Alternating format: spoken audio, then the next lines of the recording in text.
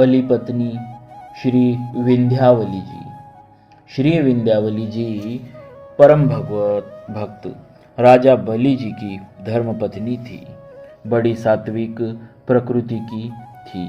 इनकी भक्ति की तो ये जीवित मंजुल प्रतिमा थी। ये प्रभु की प्रत्येक क्रिया में उनकी मंगलमयी लीला देखती थी। भगवान ने वामन रूप में इनके पति से 3 पग पृथ्वी का संकल्प करा लिया, पर पृथ्वी नापने के समय उन्होंने अपना महान रूप धारण किया। बलि बंदी हो गए। पति को इस दशा में देखकर श्री विंध्यावली जी के मन में तनिक भी खेद नहीं हुआ। वे भगवान की महिमा से पूर्ण परिचित थे। स्तुति करते हुए उन्होंने कहा, प्रभु, पति का सर्वस्व छीनकर आपने इन्हें बंदी बना लिया। बड़ा ही अच्छा किया। आपकी ही पृथ्वी आपको ही ये दान दे रहे थे।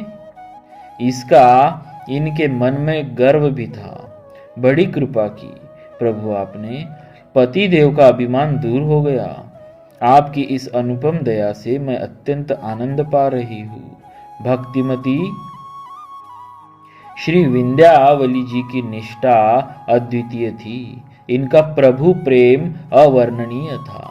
राजा बलि की धर्म पत्नी विंध्यावली जी के समान कोई भी स्त्री देखने सुनने में नहीं आई, जिसने वामन भगवान द्वारा अपने पति को बांधा गया देखकर मन को थोड़ा भी मलिन नहीं किया, बल्कि मन में अति प्रसन्न हुई। उस समय भगवान की प्रार्थना करते हुए विंध्यावली जी ने कहा, प्रभु, राजा आपका सेवक होकर मैं बड़ा दानी हूँ। इस अभिमान के वश अपने को दानी और अनंत कोटि ब्रह्मांड के स्वामी आपको तुच्छ भिक्षुक मानकर दान करने बैठ गया। इससे आपका बड़ा भारी अपमान हुआ। आपने जो कृपा रूप दंड देकर इसके अभिमान को चूर किया, इससे मैंने 100 गुना सुख पाया।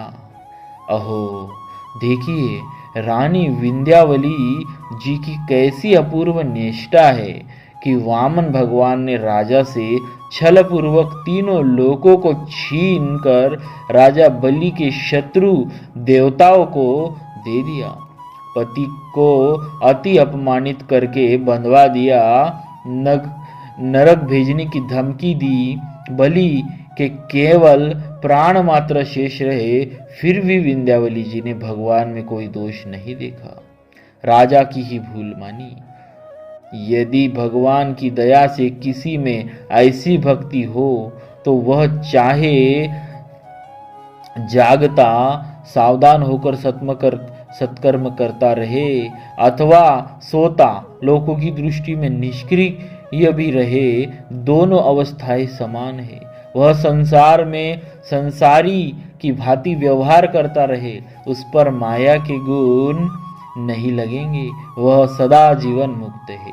बोलिए श्री बलि पत्नी श्री विंध्यावली जी की जय। भक्तवत्सल भगवान की जय।